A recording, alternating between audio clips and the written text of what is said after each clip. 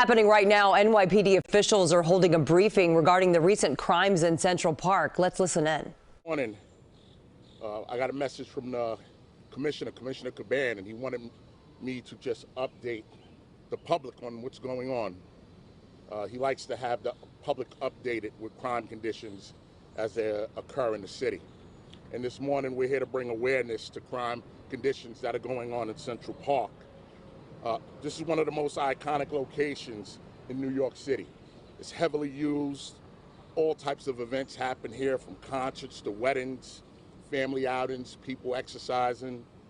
And with that, we have an obligation to make sure the community knows what's going on, and this helps us increase public safety. So with that, we have an uptick in crime in Central Park. This year, we are seeing an increase in robberies. We have 18 robberies this year versus 4 the same time last year. So we're talking about 14 more robberies for 2024. Also, we have 12 grand larcenies. And what I mean by that, grand larcenies, someone snatching something from your hand where there's no force or injury, or if you leave your property down unattended and someone takes your property. Grand larcenies. We're seeing this. We have 12 grand larcenies this year versus 8 last year. We're seeing a lot of evening robberies, and it looks like the primary targets of these robberies are electronic devices, iPhones, the IMAX headphones, expensive headphones, electronics. That's what it looks like is being targeted by the people who are committing these crimes.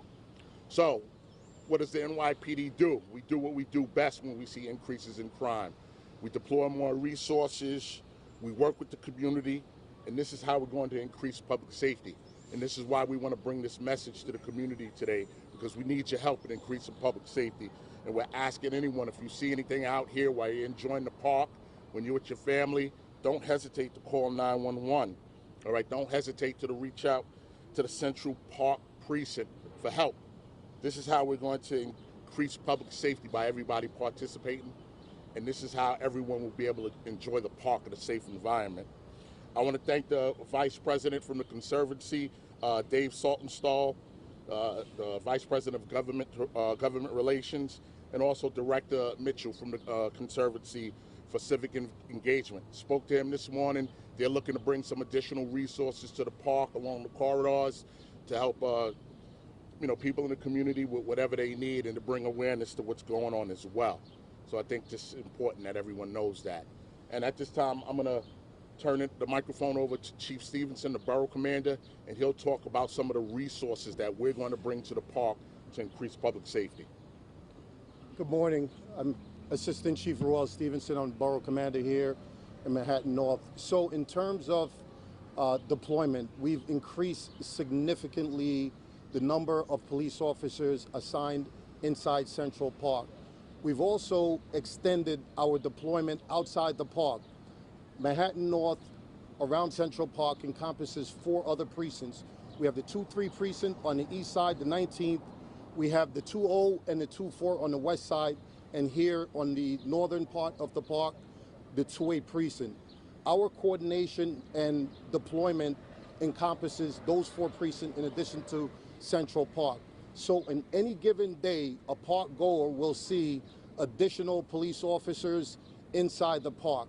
These officers are assigned on foot, they're assigned mobile to do perimeter checks throughout the park, and the coordination between the Central Park precinct personnel and the police officers in and around Central Park is well coordinated. We're using all resources available in the NYPD to address this. We've increased the number of cameras, camera surveillance. We're also utilizing our auxiliaries on weekends to address the condition here in the park. So again, rest assured, all the park goers, potential park goers, should feel safe utilizing the park. We have over 800 acreage of beautiful park for people to enjoy. So thank you. All right, we're going to take a couple of on-topic questions. Kieran? Good morning.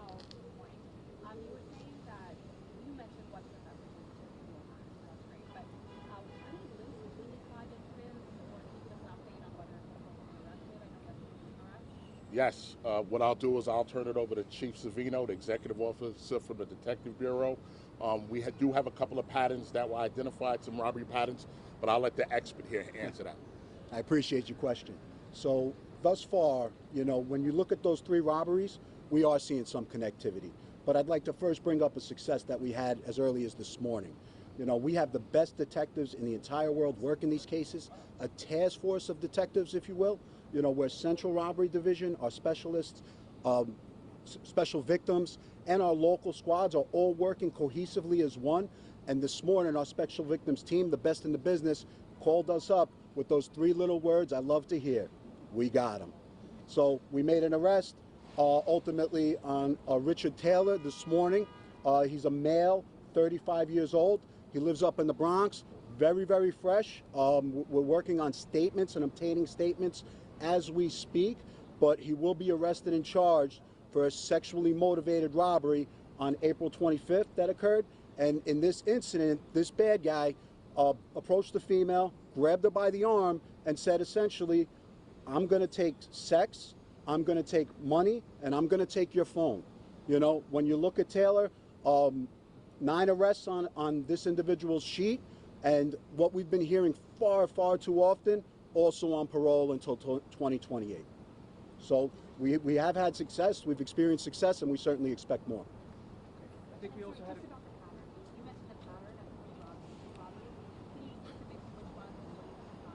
Well, you have your tourist, right? Your tourist that ultimately got robbed.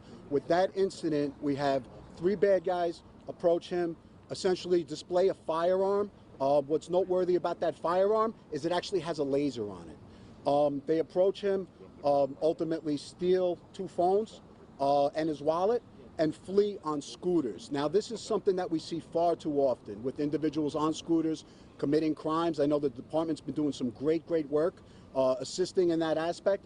But when we look at those incidents and we look at the description and the motives, we do see similar incidents in northern Queens, namely 9 incidents that we like these individuals for, and a couple also in Manhattan North and in Manhattan South. That just happens to be the lone one in the park. So we have the best team of investigators working that aspect, and we're very confident we'll have success with it. Just to clarify that, tourist incident was in Oklahoma, we believe that there have been 3 people in 9 instances seen in Manhattan North. That's accurate. It's a citywide pattern, correct. You know what? And we had a good grand larceny arrest. I'm going to have the commanding officer come up and speak about that and give you details on that. Anthony? Sure. So one of the messages we would have for New Yorkers is if you're in trouble or you see someone who's in trouble, is to call 911 for a response as quickly as possible. Yesterday we had that exact scenario when a female tourist was walking in the vicinity of Swan Lake. An individual grabbed her cell phone out of her hand and threw it in the water. Another individual saw this incident happen, placed a 911 call quickly, and with the assistance of the 19th precinct, we were able to place that person into custody immediately. All right, next one, Lindsay. You were talking a little bit about patterns. This is for anyone. Is there any reason why we're seeing an uptick in general this year? Is there any pattern that you're noticing for that? What is it? 18 robberies this year, 12 grand large. Yeah, I mean, the pattern I spoke to earlier, what we're seeing is robbery sprees, right? Where one individual, or a group of individuals successfully rob somebody, especially with the accessibility of all the scooters right now. We're seeing them, kind of empowered by that and then doing additional robberies. What does that do investigatively? It gives us a lot of pieces to the puzzle. Where now we track all the movements, we put together productions where we take all those pieces of the puzzle and present it as one. So prosecutable wise, it actually makes for a good package, but obviously it's a very challenging investigation. All right, we got time for Mark Morales, CNN. Chief, I wanted to ask about Columbia University. No, we're going to stay on topic. You know what? Let Mark finish. I want to hear what Mark has. There was a lot of disorder that happened during the overnight hours. Could you speak to what was going on? And in the conversation today with the university officials, we did not ask you for help. And could you speak to that? And Yeah. at what point do you guys come in I'll and answer. say that you have to? You're going to get me in trouble with DCPI because they said on topic. This is the last question. It's off topic, but I will address it because I think it's important for everyone here.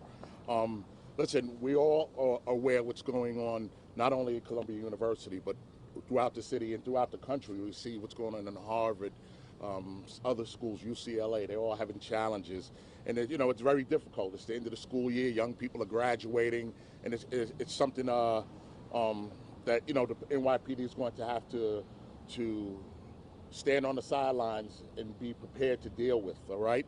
As far as the school is concerned, we are definitely in contact with the university, with university leadership. We speak with them daily. Chief Stevenson, the borough commander here, which where Columbia is located, he's at the school every day. He's talking to leadership. And as of right now, the NYPD is always ready, but we will not be going on to Columbia's property without a specific request for them, or not unless there is imminent danger, imminent emergency where we have to go on the property. There's an imminent emergency, someone screaming for help, someone needing assistance, being hurt. We will go on the property to address that situation. But as far as the protesters, the people who are elevating their voice, we will not go onto that property until we get a specific request for Columbia University. And as of right now, we do not have that request. So this is where we stand right now. There were images last night of maintenance workers who had somebody pinned against the wall. It seemed like they had destroyed some chairs or benches. Right. Even though that guy in the picture didn't seem like he needed help, like, would that constitute an assault on line for you guys to operate? If as of right now, if that person who had if he had some kind of a scuffle or skirmish, if he calls us and says, I was attacked, I want to make a police report, we'll investigate that, and then we'll address that, all right? But if we don't get a phone call, we need a complainant to do that investigation and to make that arrest. And as of right now, we don't have that. So NYPD, we're always ready. We're always on standby to assist. And we're trying our best to make sure we preserve the peace on the outside. But as of right now, we have not been requested by the institution, and we will not go in that institution to address the protesters without their permission. All right, thank you, everyone. Thank you for your time and attention. Thank you. Bring them out. Bring them out. Bring them out. You've been listening to the Chief of Department and other officials at the NYPD. We'll bring you a full recap of their statements on CBS 2 News at noon. Now we return to your regular programming.